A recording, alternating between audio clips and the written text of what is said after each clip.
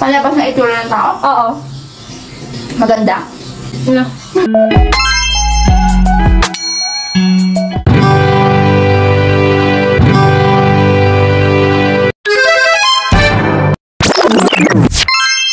Okay, my word. Ano ba yung ilong ko, be?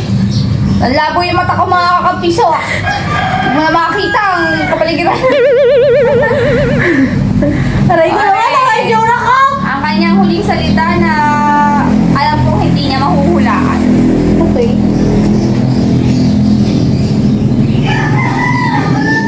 Okay. Timer. Your timer starts now. Tao. Pwede.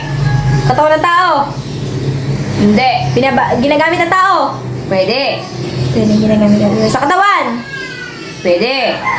Hindi. Sa bahay. Ay, pwede. No. Tao? Oo. Katangian ng tao. No. Parte ng tao. No. Tao.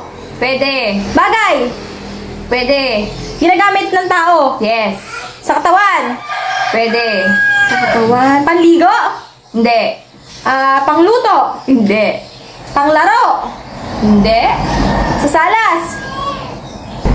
Pwede. Sa kusina. Hindi. Sa salas. Meron tayo sa bahay. Gusto yung oras sa pag-isip Wala. niya.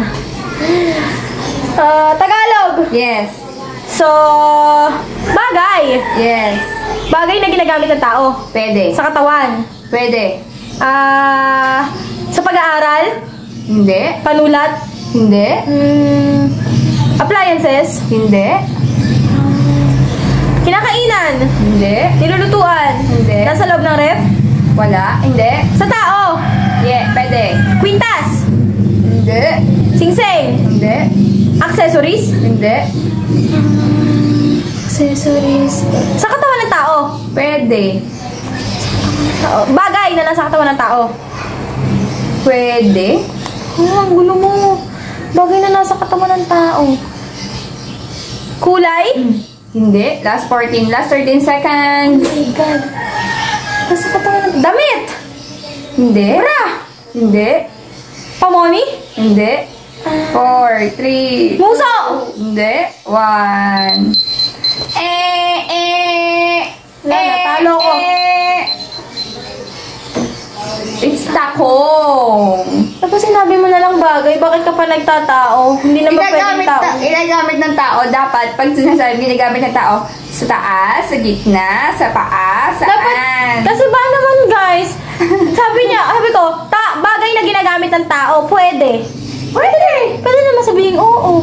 So, kaya ako nako-confuse. Pwede sa taas, Diba? ginagamit sa Kaya ako nako-confuse guys. Kasi pwede ko, kagaya kanina, sinabi ko naman sa kanya, bagay na ginagamit ng tao, sabi niya sa akin, pwede. Pwede niya naman sabihin, oo. Hindi naman dali, diba? Diyos ka! Wala! Talo ang tao na to! Well, it's 1-0. Last word for KMV Burns. Okay. Ito ang kanyang word. Oh, bakit? Nandadaya siya guys. Oh. Hindi, wala akong Disqualify. Wala akong nakikita. Okay, timer starts now. Bagay? Hindi. Tao? Oo. Katangian ng tao? Pwede. Physical? Pwede. Panglabas? Pwede. Panlabas na katangian ng tao? Pwede. Maputi? Hindi. Maitim? Hindi. Kayumanggi? Hindi. Mapayat? Mataba? Hindi. Sexy? Hindi. Tao? Oo. Katangian ng tao? Mabango? Hindi. Mabaho? Hindi. Maasim? Hindi. Nasa tao? Oo. Nasa tao? Ano to? Nasa akin? Oo, natural. Katangian ko? Pwede. 55 seconds! Katangian ko? Hindi. Katangian ko? Hindi! Katangian mo? Hindi. Katangian ng tao? Pwede. Ugali ng tao? Hindi.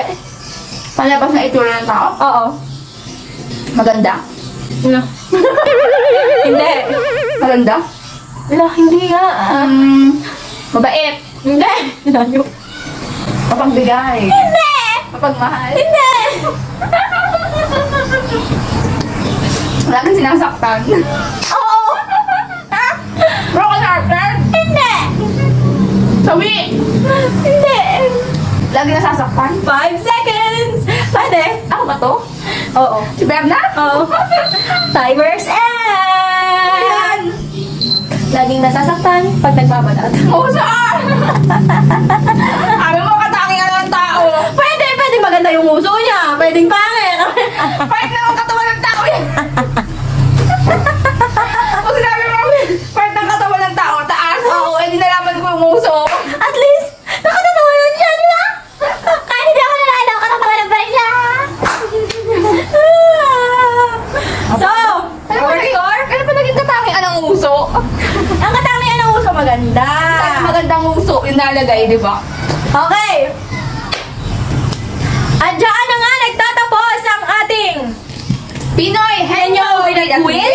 At kung napapansin nyo, sino ang talo? Ikaw. Ako ang talo. And what's our consequence?